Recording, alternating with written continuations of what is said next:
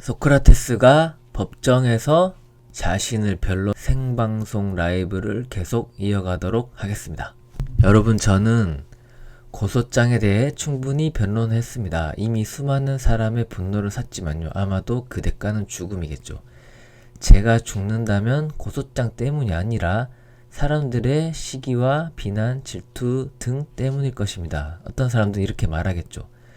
소크라테스, 당신은 그 입 때문에 천수를 누리지 못할 텐데 부끄럽지 않습니까? 라고요. 저는 이렇게 대답하겠습니다. 당신은 틀렸습니다.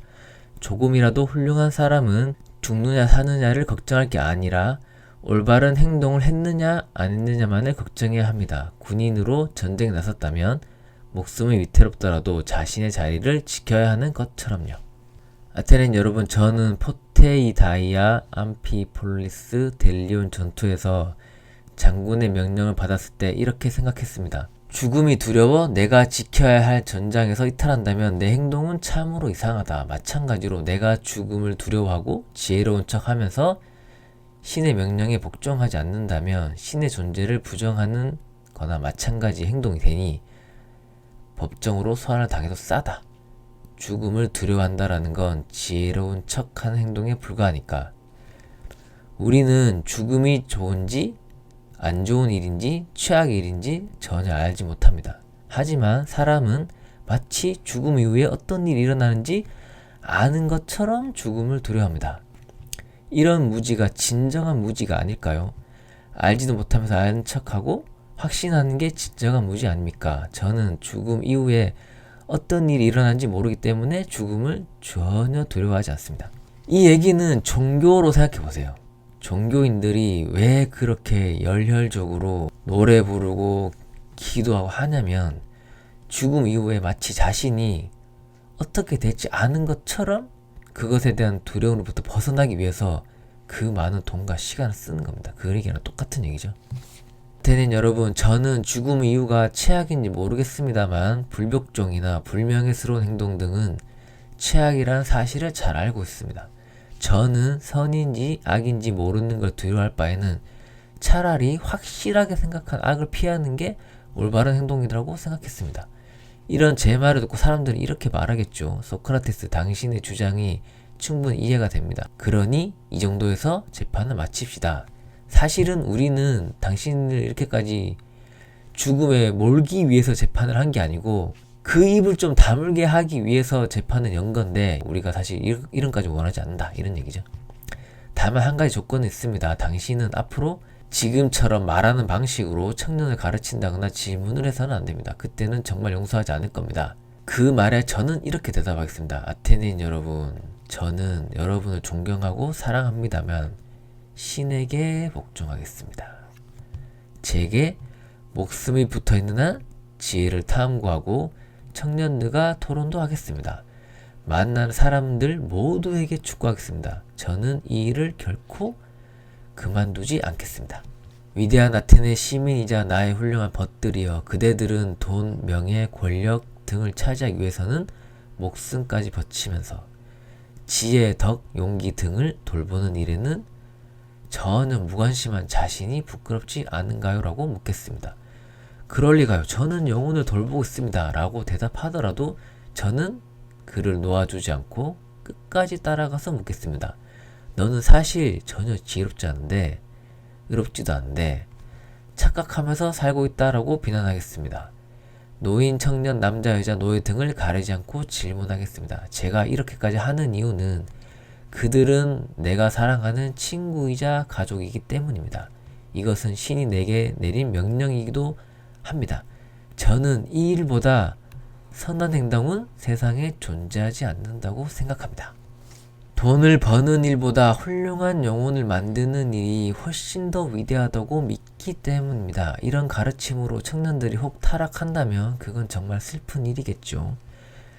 자, 저를 죽이든 살리든 그건 여러분 마음입니다. 하지만 맹세컨대 저에게 어떤 압박을 가하더라도 제 행동은 변함없을 겁니다. 몇 번이고 사형을 당하더라도 말입니다. 여러분, 조용하고 제 얘기를 끝까지 들어주십시오. 저는 신이 보낸 일종의 등에 같은 벌레입니다. 이게 사람을 괴롭히는 모기 같은 그런 벌레 같아요. 아테네는 품이 있는 군마처럼 둔하기 때문에 각성이 필요합니다. 신이 또 다른 등해를 보내지 않는 한 여러분은 졸고 있을 거라고 단언합니다. 예수님 깨어나라고 하는 거랑 같은 맥락이죠. 제가 신이 보낸 사람이라는 증거는 다음과 같습니다. 극작가나 고발자들조차 제가 누구에게도 돈을 받은 적이 없다는 사실은 인정할 겁니다. 이건 사실이기 때문에 제가 이렇게 확신한 증거는 바로 저의 가난입니다. 제가 국가를 위해 일하지 않는 모습을 보고 의아해하는 분도 있을 겁니다.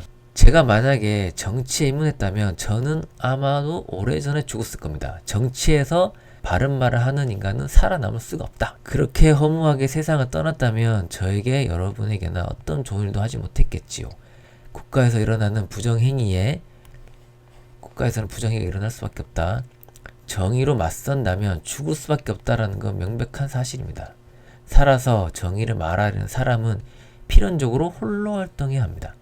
저는 딱 한 번 평연이 된 적이 있었는데 그때 아라기누사의 해전 전사자 시체를 수용하지 못한 장군들 재판을 맡았었지요. 당시 장군들은 전사자의 시체를 거두려고 했으나 폭풍을 만나서 그러하지 못했습니다. 시체를 거두려고 했는데 자연재해 때문에 자기도 같이 죽을 판이 된 거예요. 재판 결과는 도망친 장군을 제외한 모두가 사형을 당했지요. 그 재판에서 저만 사형 판결에 반대했습니다. 여러분이 제게 연설자의 말을 따르라고 소리쳤을 때도 말이죠. 저는 위험을 감수하겠다고 결심했습니다. 감옥에 가거나 죽음이 두려워서 여러분들과 함께 부정한 일을 저지를 바에는 차라리 정의 편에 서서 죽고 말겠다고요. 가두정에서 30인 집장관이 저와 4사람을 건물로 소환했고 살라미스에 있던 레온을 아테네로 데려오라고 명령했습니다. 우리가 건물을 나왔을 때 4사람은 레온을 데려왔지만 저는 조용히 집으로 갔습니다. 그 재판 후에 30인의 가두정이 붕괴되지 않았다면 30명 정도의 세력을 가지고 있는 사람이 나라를 집권을 했던 그런 정치를 가두정이라고 말하는데 하필 요 시기에 그게 붕괴가 돼서 소크라테스가 살았던 거예요. 저는 아마도 이 자리에 없었겠지요. 스파르타가 아테네를 지배했던 시점에는 과두정이 자리를 잡고 있는 시점이었는데 30인의 가두정의 주요 인물은 크리티아스는 소크라테스의 옛날 제자였습니다. 얘가 문제가 된 거예요. 크리티아스는 솔론의 후손이기도 하면서 귀족 출신인 거죠. 플라톤과 사촌지간이었어요. 그러니까 정치 세력을 만약에 가지게 된다면 막강할 수밖에 없겠죠. 크리티아스는 권력을 장악하자마자 민주파와 과두정 중에서도 온건파, 비교적 선한파 등을 제압하는 공포정치를 펼칩니다. 그때 돈도 많이 걷고 부자들 막 죽이고 막 그랬던 거예요. 민주정을 지지하는 세력들은 외국으로 도망가야만 했습니다. 과격파는 수당을 주기 위해 외국인 부자를 죽이고 재산도 뺏었습니다. 크리티아스는 자신에게 반대한 온건파의 테라메네스를 죽이고는 이렇게 말합니다. 여러분, 정치체제가 변하면 누군가는 반드시 죽기 마련입니다. 가두정과 반대된 세력은 모조리 사라져야 합니다. 민주정치제는 끝났습니다. 이런 잔인한 과두정은 오래가지 못합니다. 저항하는 세력이 키워 몰락을 재촉했기 때문이죠. 민주파의 크라시볼로스가 이끄는 70명의 군대는 아테네군의 요새를 점령합니다. 그때 숨어 지냈던 민주파가 하나씩 모이더니 약 1000명이 모였습니다. 민주파는 무니키아 언덕을 공략해 과두파 70여명을 죽입니다. 이때 크리티아스도 전사합니다. 짧은 생을 마감한 크리티아스는 어디까지는 소크라테스의 제자였으나 알키비아데스처럼 권력을 쥐자마자 돌변했습니다. 소크라테스는 이런 크리티아스를 늘 비판했습니다.